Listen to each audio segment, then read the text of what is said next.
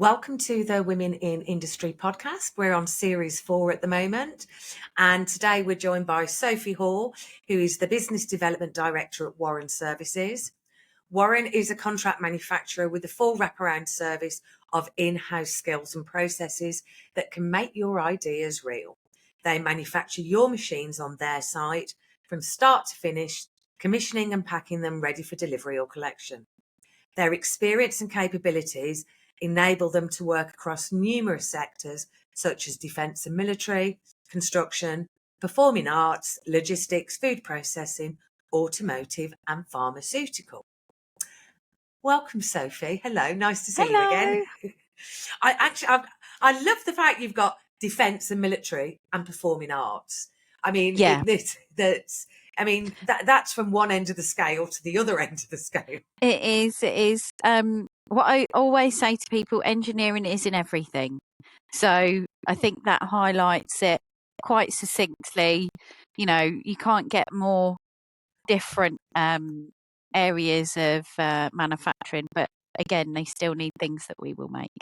Exactly. Although I now want to sort of tap dance next to a tank or something just because I can. Well, it's a way of boosting morale. Definitely. that was a definite thing during like World War II, wasn't it? So it was indeed. yeah. It's but it as you rightly highlight there, it just shows the diversity that our industry has from Yes. one extreme to the other. Yes. And you've been at Warren for over 20 years. Yeah. What drew you to the company initially? Because that's a great sort of long service record. So I knew about Warren because it's local to where I live. So it was in the village, 2 villages away. So it's always been part of the like my knowledge. And Richard has always been quite a key part of the community. So I think he was a school governor at my high school. So, there's always been an awareness there. And I went to school with Estee. She was who's our HR director. She's a year older than me. And my best friend worked at Warren. So there's always been an awareness of Warren. And Richard, the founder owner, he approached me. I think I was about 18 and he offered me a job out of school after I'd finished my A-levels. And I thought, oh no, I can't, I'm not ready for that. Richard is a very big personality, and at 18 I was not ready for that kind of environment. So I went off and I did my modern apprenticeship in engineering with a much bigger company. And there I got quite lost because it was so big.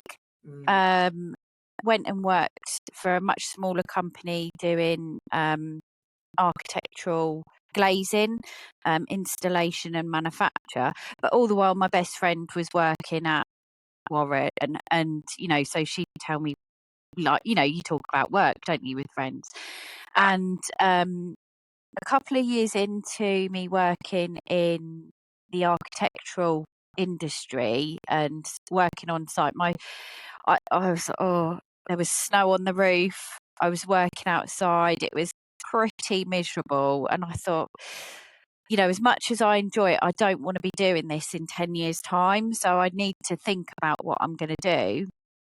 And my best friend Becky mentioned this to Richard, and he said, well, come and have an interview and we'll go from there. So I met Richard at what is now our Fyson Way site, and it was completely derelict. There was holes in the roof, water all over the floor, and he said, we're moving in here. And I was like, oh, and it's 30,000 square foot, and we're in a very small, probably 10,000 square foot maximum old flint building at the time. And I thought, gosh, that's going to be cool. isn't it? Like being in here with all, like, because they were going to invest in more equipment and things like that. So I thought, now's the time. And obviously, working on site, you get a much thicker skin. And I thought, yeah, I'm going to do it. So started at Warren in, I think it was like the June or the July. And then we moved a couple of months later into Fison. So I was only at Feltwell for probably 2 months, if that. And then we were well away in Fison, and it just went, because you've got that space. We were able to do so much more work, more assembly, and that's when it really started to take off for us. So I think just knowing that, having that awareness of Warren and seeing the excitement that people have for what they do, knowing the people here really well, it just all felt like the right place to be for me. And, uh, there have been points when I thought, but all the while it's just been the right place. And Yeah. it really comes across with everything that I see about Warren and everything you've just said there and in previous conversations, that it's not it's not a company that closes the doors against the community and ignores everything.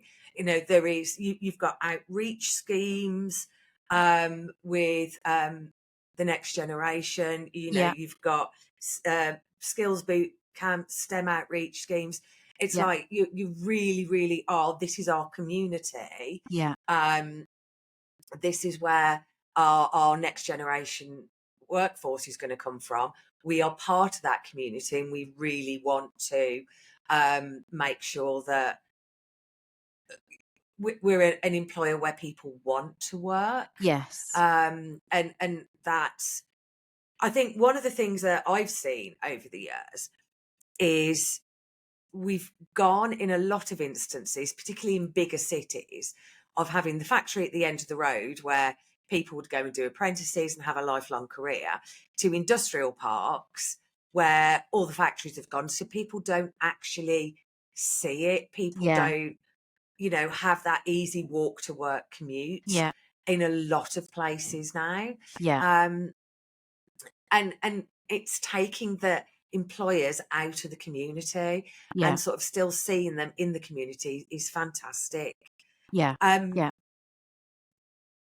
you've done lots of different roles at Warren over the Yeah. years from when you initially started, and in September in this year 2025 you were promoted from the business development manager to the business development director. So Yeah. congratulations Thank you. on your seat on the board. Yeah. um what was that, when did that become a career goal?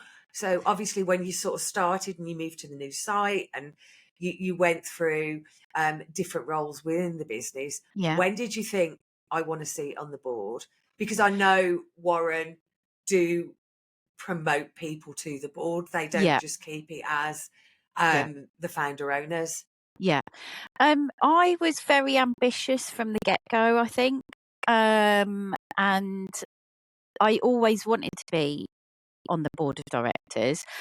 And then about 6 years ago, I wouldn't say it was a bit of a wobble, but I had to reprioritize my, you know, goals within my career.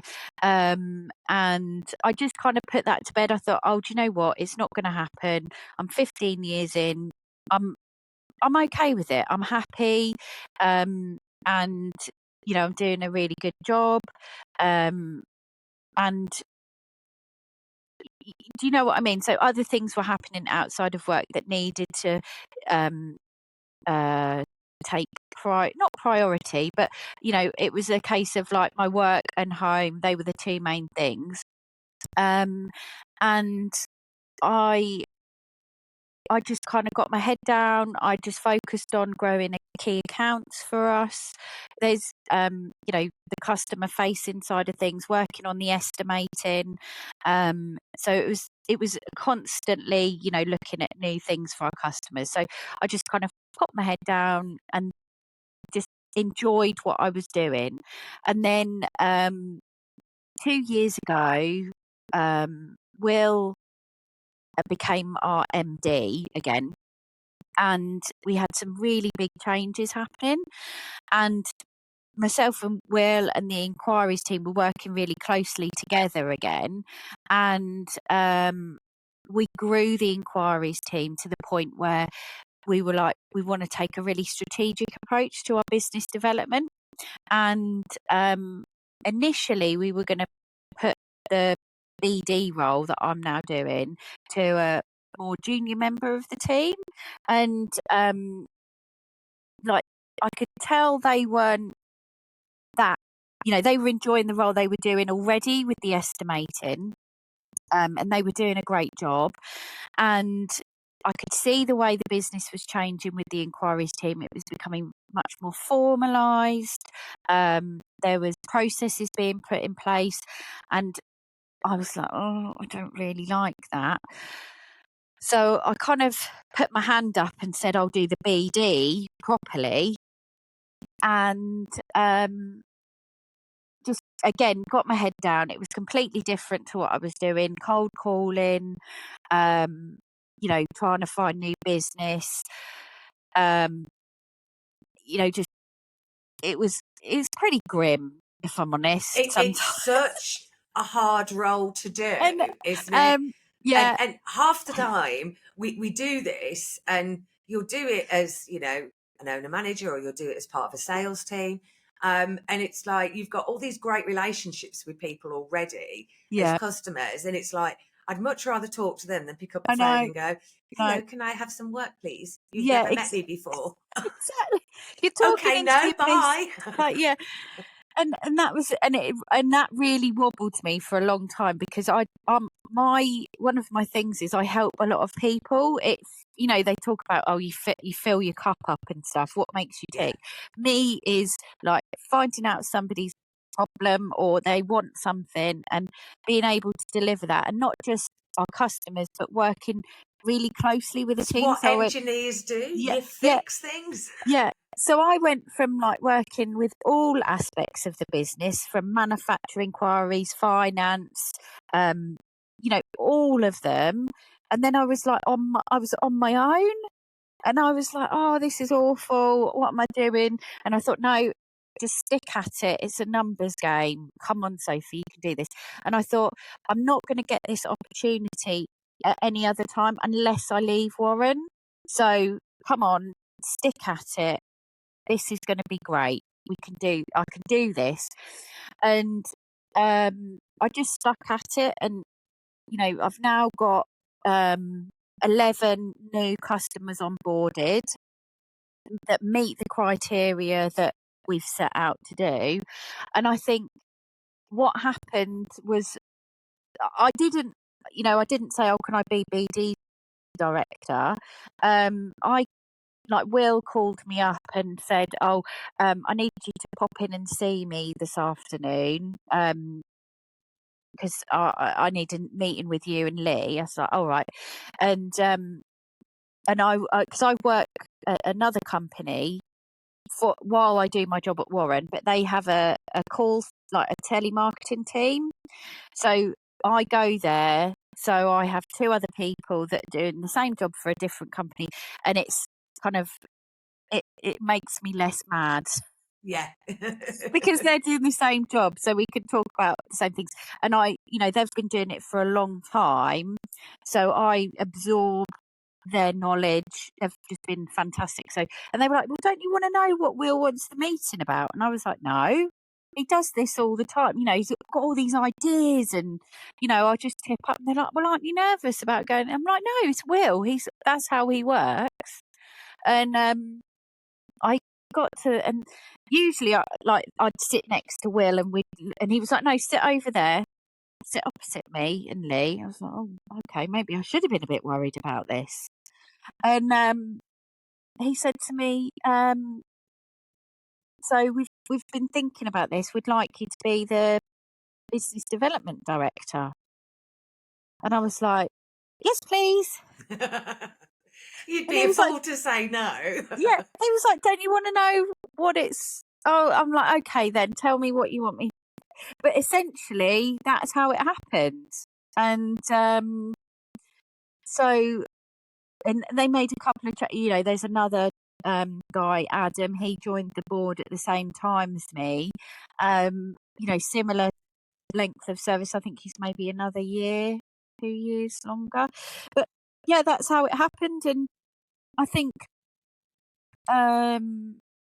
I do, it's a bit corny, but I'm always a bit like, you've got to water the grass you're on. People always say, oh, the grass is greener. But Hmm. I think sometimes, but it's also about having a company that allows you to do that. You need Um, to be allowed to try it, yeah, get it wrong, yeah, figure out what went wrong, and do it yeah, again, yeah, correcting that. yeah, Because I saw a quote the other day, um, which I'm going to paraphrase because I can't remember it exactly. And it was something along the line of the goal doesn't change, um, but sometimes the route you take to get there will yeah, change yeah, because you end up going a different direction because you try yeah, something, it doesn't work. yeah. Um, but it's just like being diverted when the sat nav I tells you know, off. And, and and the I sat love. nav doesn't tell you off. If you are No, meant to turn left and miss it, all it does is reroute you. yeah, It yeah, doesn't go, oh, that's rubbish. Take the no, next left instead. It yeah, just reroutes you. yeah, And yeah, that's what our career paths often are. yeah. Because hindsight's a wonderful thing, but Exactly, and it's kind of a bit of a waste of time. Other than like, what have I learned from that? Um, and I think I like the other thing that I've done um, over the last 2 years was having a bit of a mentoring time with an MD from another company who they have a very strategic BD plan and very sales orientated, numbers driven.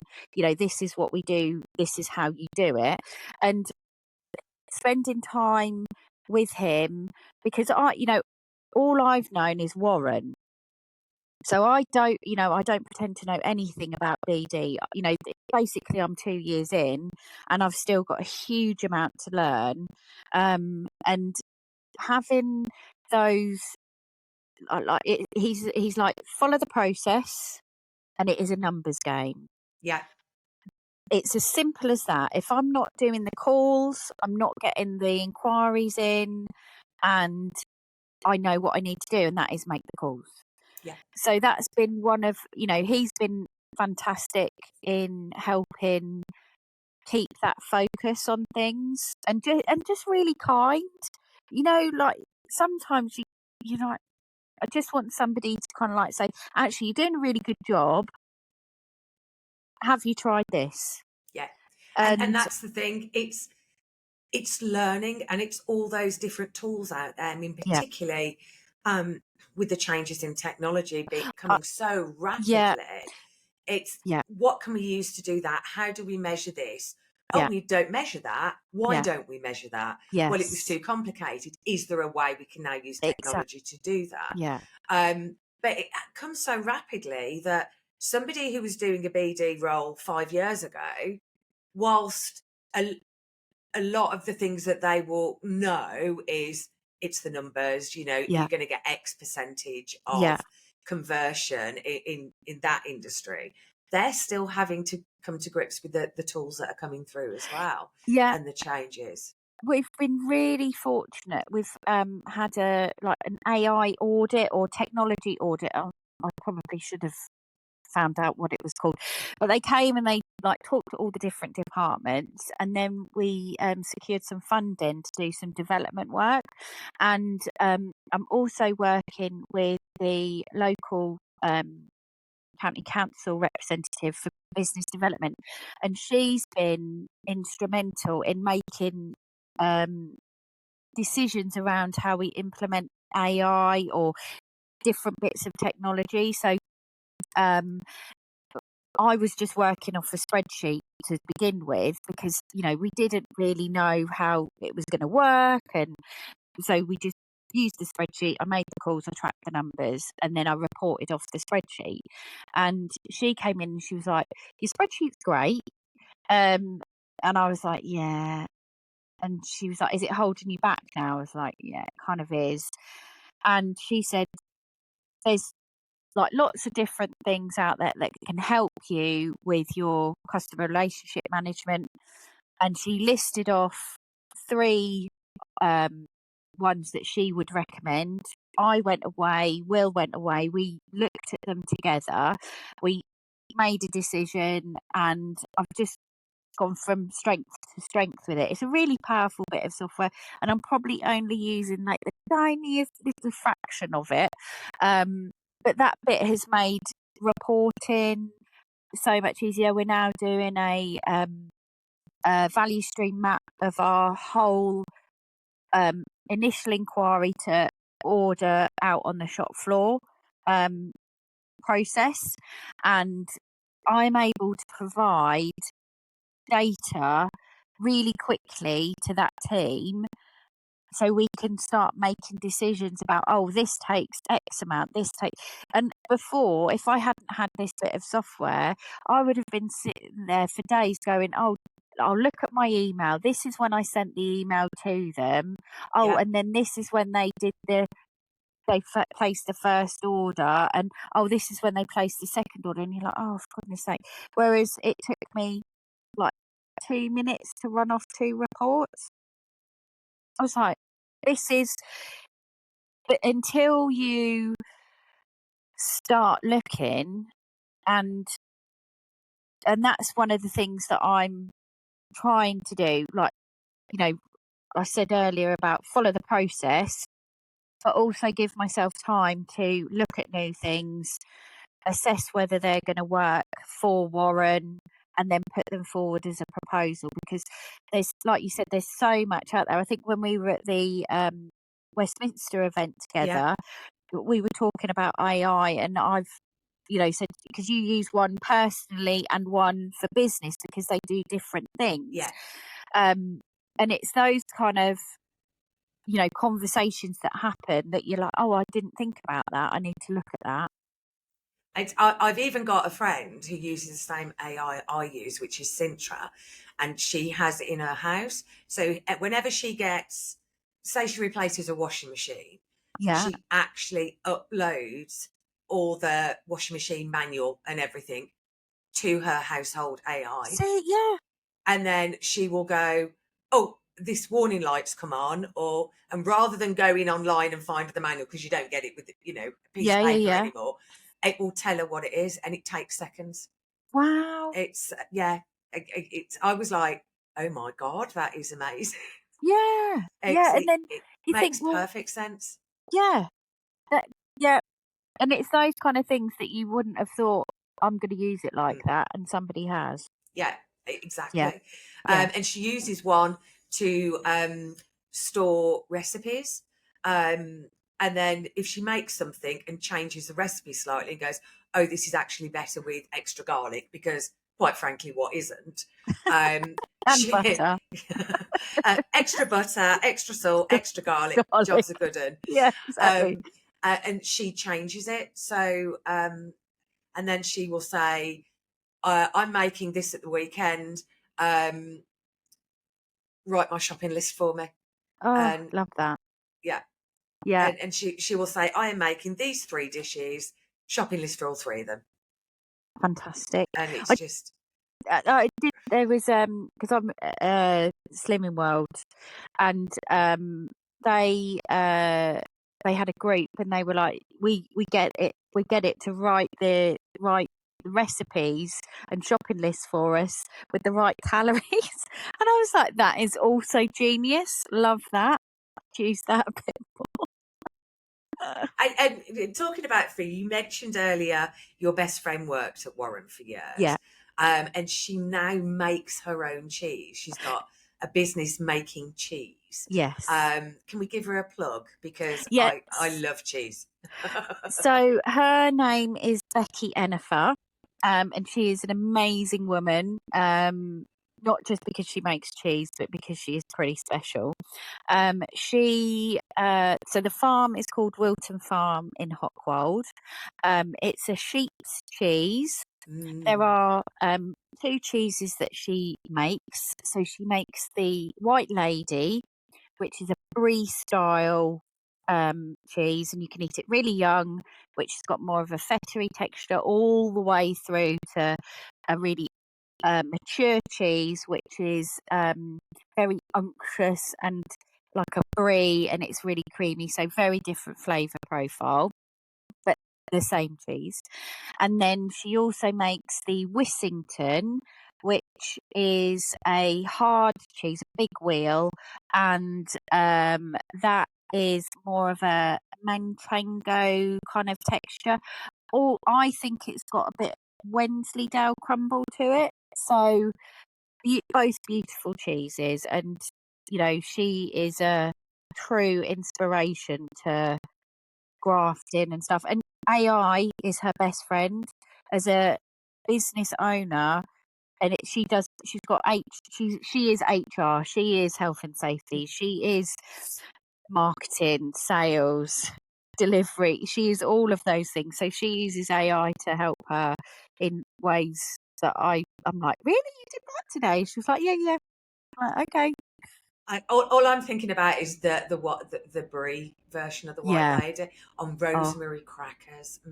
honestly, it's really good. And like she did a so she's opened a farm shop this year, and like a small one. It's all self service, and they had a few businesses from the village that came to the open day, and one of them is a lady who does rubs, and she put it on the barbecue in a tin foil with a bit of rosemary and drizzled with honey and a few herbs, and it was just gorgeous. Oh, Yeah, yeah. oh. We've got for our starter on Christmas Day this year, we've got a brie en croûte with Oh, garlic and rosemary. That's going to be our starter. oh, My son lovely. doesn't really like cheese. Yeah, I don't even Okay. know how he's mine, but Have so you got them but his wife adores cheese, and it's just Yeah. like, well, she's my favourite child anyway. So Yeah, we'll go for her. Yeah. so there will be some like salami and stuff that he can nibble. Like we'd have a Yeah. charcuterie board, but yeah, we're doing a brie en croûte for Oh, starter. I'm just like, fantastic. I know. Oh, yeah. Um, and you, you said earlier as well, like obviously talking about food, that you and your husband go out a lot for meals. Yeah. It's I think it's really difficult at the moment for hospitality. I mean, it's difficult for everybody at the moment. Let's be honest, Yeah. 2025 has been a Yeah. challenging year Yeah. in lots of ways. Yeah. Um, but I think particularly so for hospitality. Yes. Um, and my husband and I also love eating out. Yeah. We're limited on being able to do it as often as we used to because we've got two Labradors, one of which is a rescue, and she's a bit of an idiot and scared of everything. Yeah. Even though we've had her for 5 years, I bring them to work, and this morning they're in the back of the car. We're just about to get them out, and a forklift truck drove down the road with an orange light flashing. Oh, She's now scared of orange lights, and it's just like no. we had a meltdown in the back of the car. But I Oh, know dear. you love animals as well, and you Yeah. also have a rescue, but you Yeah. have a cat who's a Yes. Yeah. rescue. Um, yeah. So her name is Tig. She was called Tiger, but no, she's a little ginger cat.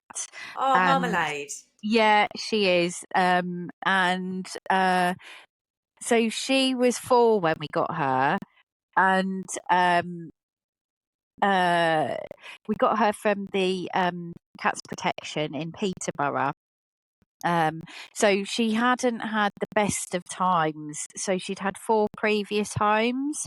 Oh, So they were looking for somewhere that didn't have any other cats, was quiet, didn't have small children, and were quite chilled. I am not chilled, but my husband is very chilled. So we've had her now for 2 years. She is very spicy still, and the vet's, she does have to be handled with care because she's not a fan of vets, but she is a fan of food. So if I take her to the vets, as long as I've got food, she is pretty much okay, to the point where, Bribery works. yeah, so like she had to have her booster stuff, and there was a discussion about, well, does she really need it with the vet? And he was like, well, I don't, because she's kind of gone for him a couple of times, and I took her and gave her her favourite treat, and he was able to give her an injection. She didn't even notice. It's amazing, is it? So before we had the dogs, we had two cats. My eldest cat was called Tweety Pie because my son was 2 when he named her. Back in the 90s. So that was always fun at the vets, and they'd go Tweety Pie Davis, and I'd stand up with this hissing black cat. And she hated the vet so much. She didn't really like anybody apart from me. She was the sort of cat that'd sit on the wall outside and do the "Hi, big boy, come and stroke me," and then take somebody's arm off. We'd sort of sit there pretending we didn't know who she was. But the vet actually used to put her in the crush cage to give her the injection. Yeah. And when she got to about 14, he went, "You know what? Don't worry about bringing her back anymore. Bring her up if she needs to. She's going to be fine. She's going to be fine." But it's but you have to make a decision around what's right for them at that age. Yeah. It's but I do think when they're a bit spicy that it's their personality coming through, and like we all have days where it's just like, God, no, I don't want to do that. And so cats should as well. It's, definitely. It's just like, you have your space, I'll have mine, and I'm here when you need me. It's I miss having cats, I really do. But our biggest Labrador used to chase our other cat, who was also a rescue. My sister-in-law found her in bin. I know, and we called her Special Cat because she wasn't all there. And I think she was about 10 when we got Athena.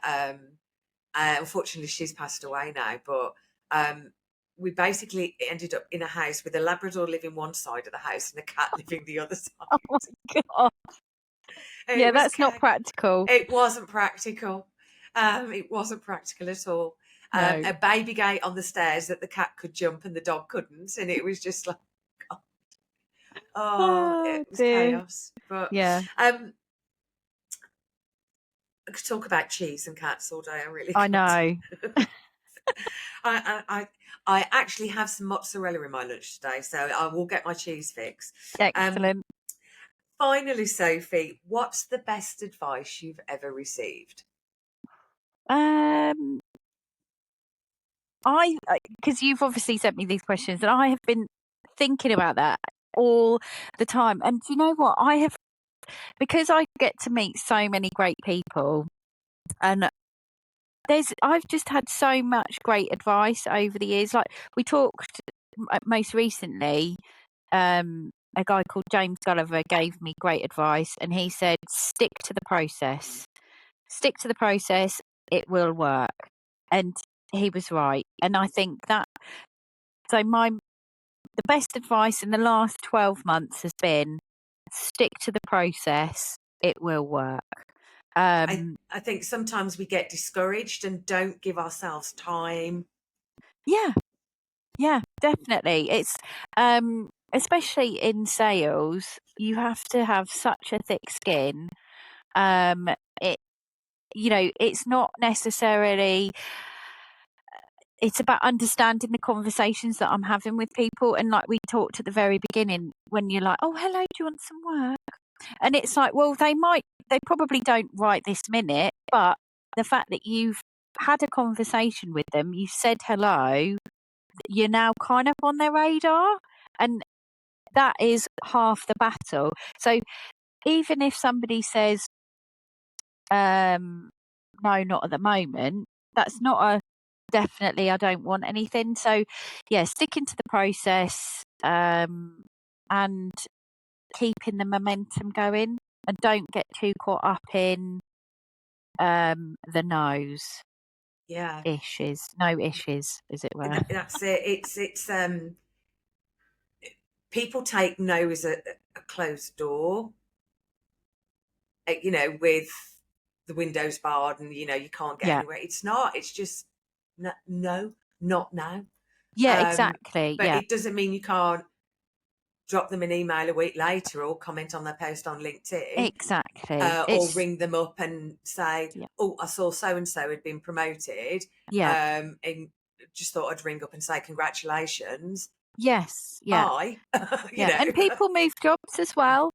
Yeah, So it might not be right for the business that they're at the moment, but who knows and that's where sometimes we get customers because they have moved, and sometimes it's not even they've moved once, they might have moved twice and then they've come back and said, oh, actually, what you do is really good. So, and then the other one would be my mum and dad always used to say, the world is your oyster.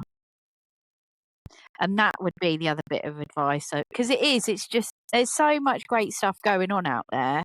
And yes, it's difficult. And yes, there's some, awful things happening in the yeah, world, but there's still some great stuff happening. And, get out there and have a little look.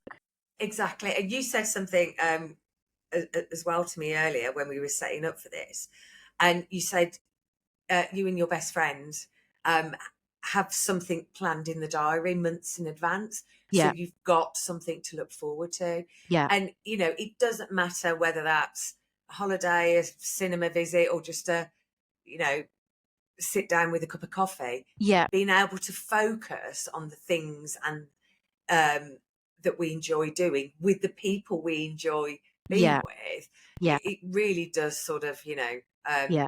give us that bit of a break from all the horrible stuff that's out there in the big wide Yeah. world. Yeah. So I think so. And I think, you said about, what drew me to Warren, and it's like the people here are pretty great. That's one of the big things. And I have to say, most of the companies that I get to talk to, the people, 99% of the people we come into contact with here at Warren are pretty cool, and genuinely nice people. And I think that's one of the things that I think motivates us all. The fact that we are we're quite a big business. We're still an SME, but we know each other. We know each other's families, and we kind of care about each other. And that's what it's all about, isn't it, at the Yeah, end of the day? Oh, yeah, Sophie, thank you so much for your time. that's okay. It's been lovely to have a chat to you again. Yeah, And I hope that Tig doesn't ruin any Christmas trees that you put up this year. she's actually quite good with the trees. She It's mainly the things that you don't expect her to go for that she will. You Oh, know. cats. Cats. Thank you so much, Sophie. Thank you.